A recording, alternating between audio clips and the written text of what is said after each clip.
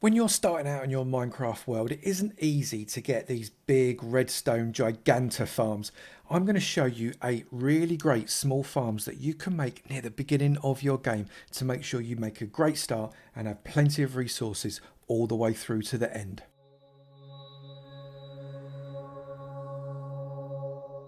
Good morning, good afternoon, good evening, and good night, depending what time you're watching this next episode from me, Avomance, in my farm tutorial series. Today is a little bit different. We're not doing one big fancy schmancy farm with loads of redstone that collects a bazillion blocks an hour for you.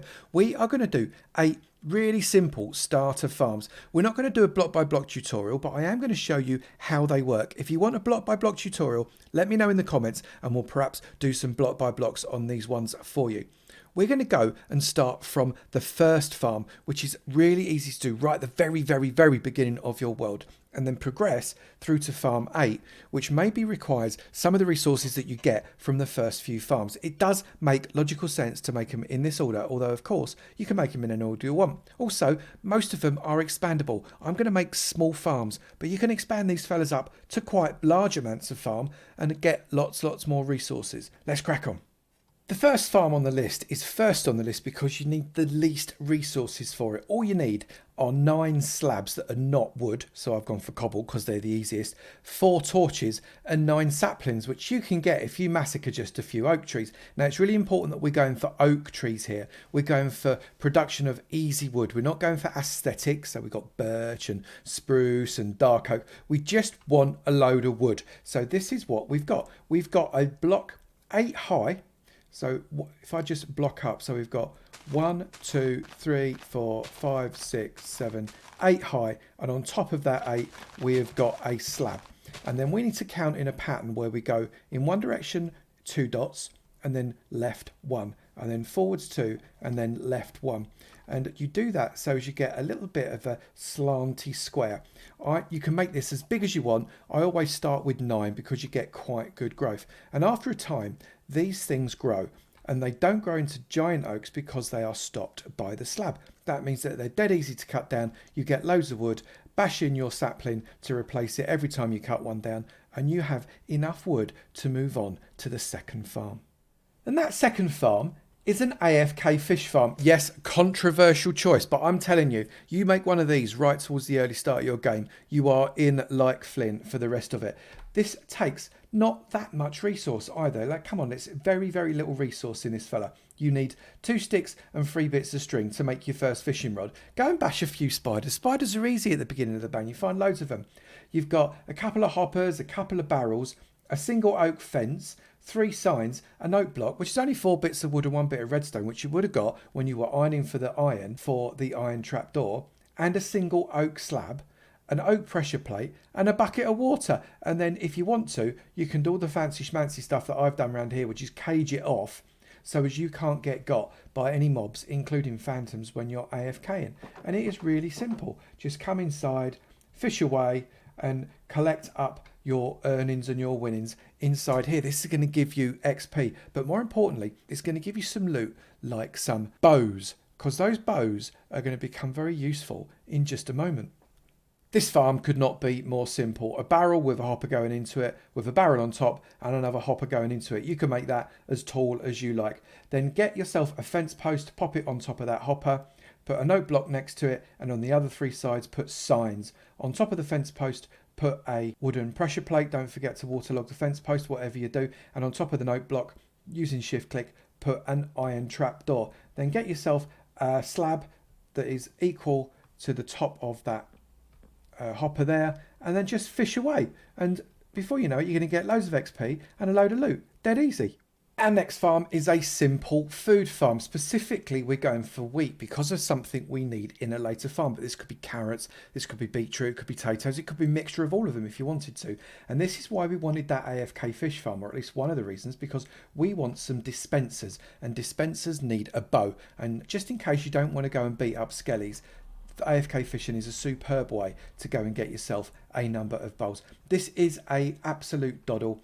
Water dispenses out the dispensers, washes across the wheat, blows it into this little channel here. This channel has a hopper underneath this last log here. That hopper runs into a barrel and you then collect your stuff up from the barrel. You can then come up manually, come into through the gate in this block here so as you don't jump on top of your farm. Come inside, replant it with the seeds that you've got. You'll have plenty of spare seeds left over, which is great because you can then compost them for bone meal, and you are away and ready to do the next one. Now you've made your crop farm, you can make your leather and meat farm. You need the wheat in order to make this farm work really, really well. This could not be more simple. You trap a couple of cows in here and this farm is going to go on for days. All we've got is a barrel with a hopper going into it, surrounded by a 3x3 square here of wood, which you've mined out of your wood farm. Right in the middle spot here, you pop a water bucket, and then you make in the 4 cardinal points, 1, 2, 3, 4 bits of wood again. Lure yourself 2 cows into this space, dead simple. And once you've got a couple of cows, or if you want to lure more, that's entirely fine. Put yourself a fence post over the top, which will help them stop to bob. You can do that dead easy. If I take that off, you pop a fence post there, one on the side of it, like that, and you've got a fence post over the top. Then all you need to do is breed up your cows. You can see we've already got a load of stuff in here. Once you reach 24 cows, that's the capacity. The 25th cow will die. What's really good about this is the fact that baby cows don't die before the big boy cows. The big boy and girl cows, they die first. They sacrifice themselves for the baby cows, which means only adult cows die and you only get the drops. So once you've got yourself with all of the cows you need, get yourself your wheat. Breed up the cows just by clicking on them. You can go sort of around the fence post. They all love that wheat. However, those cows start to die off mercilessly, and as a result of those deaths, you end up getting more stuff in your barrel, and you can collect loads and loads of stuff. This isn't just good for food, this is good for leather, which when combined with a farm that comes really soon, we can make loads of books, which means that we get ourselves enchanting.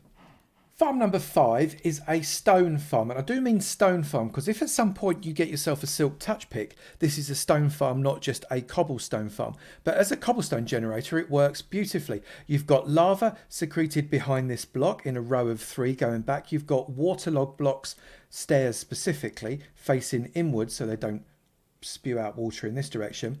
And if you just come up against here, and you've got this sign here to stop the water coming out, and you mine out these blocks and just keep on mining by keeping your finger on the button. You could maybe bind that key and make it an AFK farm if you wanted to.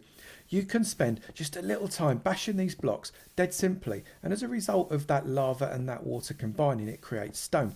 Without a silk touch pick, you get cobblestone. With a silk touch pick, you get the stone, and that all flows into this little barrel here. I do like barrels rather than chests, but chests work equally well. So you've got 22 cobblestone there, dead simple. Yeah, you can get a load of cobblestone from mining, but maybe you don't want to undermine all of your base. You just want to create loads of cobble this way. It's entirely up to you.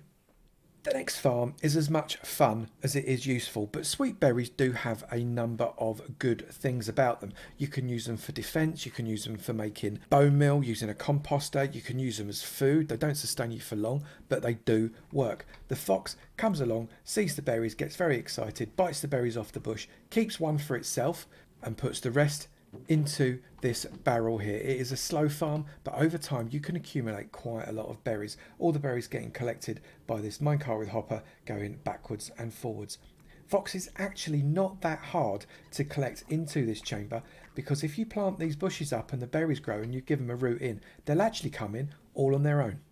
The next really useful farm, Farm 7, is a sugarcane farm. This is dead simple, and this is a very small version of it. These can be much bigger. You need 1 observer for this, so a trip to the nether is in your future to get a piece of quartz to make that observer. Other than that, you've got pistons at the back on the 2nd level, and when this middle cane here reaches the 3rd level, all of the pistons will fire as a result of this tiny little circuit at the back. Little torch there. It's always a good habit to light up your redstone, even if it's only a tiny circuit like that. Sugarcane gets collected as it falls by this minecart with hopper into the barrel, and you have got a really great source of sugar, but more importantly, paper. So you can combine it with those leathers that you got from the cow farm before to make the books for your enchanting setup.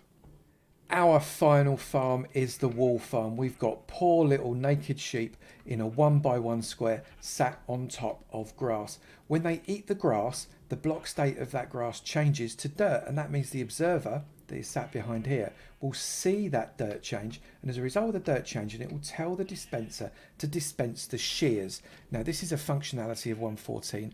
Those shears then chop off the wall of the sheep, and it is collected underneath very nicely by that minecart with hopper.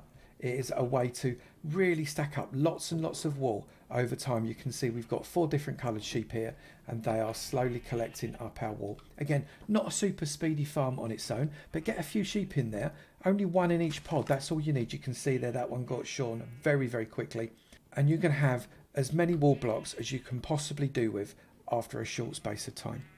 So there are my 8 starter farms, starting with some really, really simple ones, and as you develop, using the stuff from those farms to create new farms. So you never ever run out of resources. You don't need much to make these, and you can expand most of them to huge sizes if you wanted to collect loads and loads of resources. I've hoped you've enjoyed them. If you want a tutorial on any of these farms, do let me know in the comments below, and perhaps I'll make a micro tutorial for these farms one at a time. If you have enjoyed this video, please do remember to slap that like button. It'd be great to know you're enjoying it, and I will keep on making them. And also, if you've not done it already, please do hit that subscribe button. Great to see you in my sub club, and I look forward to seeing you in another video. You take it easy now. Bye.